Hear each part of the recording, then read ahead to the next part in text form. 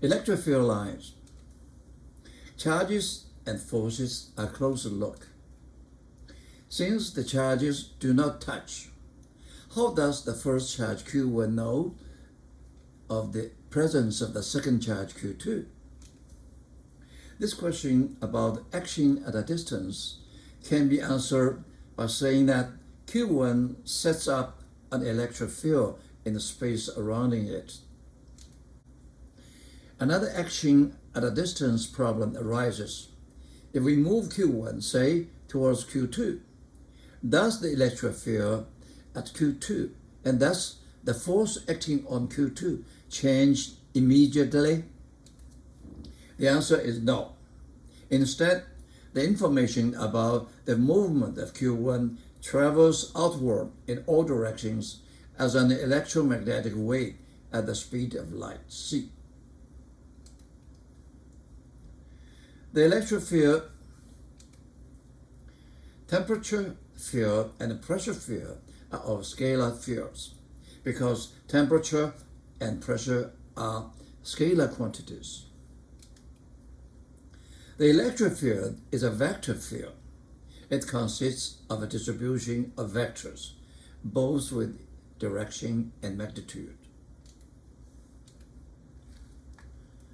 The electric field E at point P, due to the charged object, is defined as E is F over Q0. Now, you put a test charge Q0 at point P, it suffers a force F. F over Q0 is defined as the E at this point. Thus, the magnitude of the electric field E at point P is E equals F over Q0. And the direction of E is that of the force F that acts on the positive test charge. This is a positive test charge. What the test means? It means the charge is very tiny, very small. It will not affect the original electric field. So with F over Q0 get E. Q is positive charge. In this case, E and F are the same direction. This is the E. The metric system unit for the electric field is, this is a Newton, this is a Coulomb. It's a Newton per Coulomb. To examine the role of an electric field in the interaction between charged objects, we have two tasks. One, calculating the electric field produced by a given distribution of charge. And two, calculating the force that a given field exerts on the charge placed in it.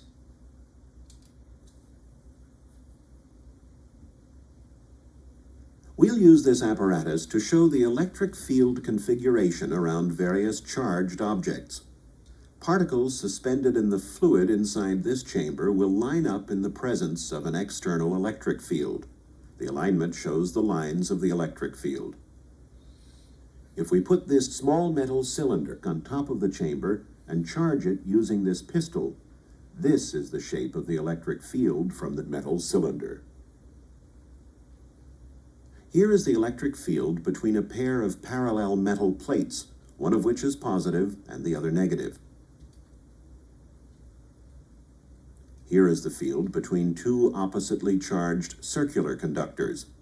Notice the absence of an electric field inside the inner conductor. Some electric fields, say this is a very small one, this is inside the copper wire of household circuits, 10 to power -2. And the biggest is at the surface of uranium nuclides. It's 3 times 10 to power of 24. Electric field lines. Electric field lines provides a nice way to visualize patterns in electric field, although they are not real. The relation between the field lines and the electric field vectors, it is because electric field is a vector, so you need represent the direction and magnitude. 1.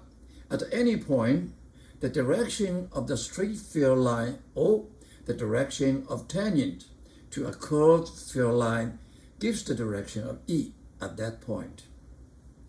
And 2. The field lines are drawn so that the numbers of lines per unit area measured in a plane that is perpendicular to the line is proportional to the magnitude of E. This second relationship means that where the field lines are close together, E is larger, and where they are far apart, E is small. Look at this negative charge. This is a positive test charge. We put it here, the attract. So this is the direction of F. And we see this is the electric field line. F is toward the negative. Okay. Electric field lines extend away from the positive charge where they originated and towards the negative charge where they terminate. This is electric field produced by charges. Okay. Now, if we have an infinite uniform carried charge distribution plate, by symmetry reason, the field of electric field must be perpendicular to the plane. Okay, everywhere perpendicular to the plane because of symmetry. So we can write it in this way: they are uniform and perpendicular to the plane. This is the two same size positive charge. This is their electric field line. This is the electric dipole. One is positive, one is negative. Okay, with the same magnitude, a different sign. This is the electric dipole. Sample. How does the magnitude of the electric field vary with distance from the center of the uniformly charged sphere in the figure? This is a uniformly charged sphere. We want to find the magnitude of electric field. And we know electric field terminate at negative charge.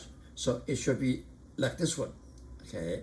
And we see if we make up this distance, they get sphere shear. Okay, sphere shear.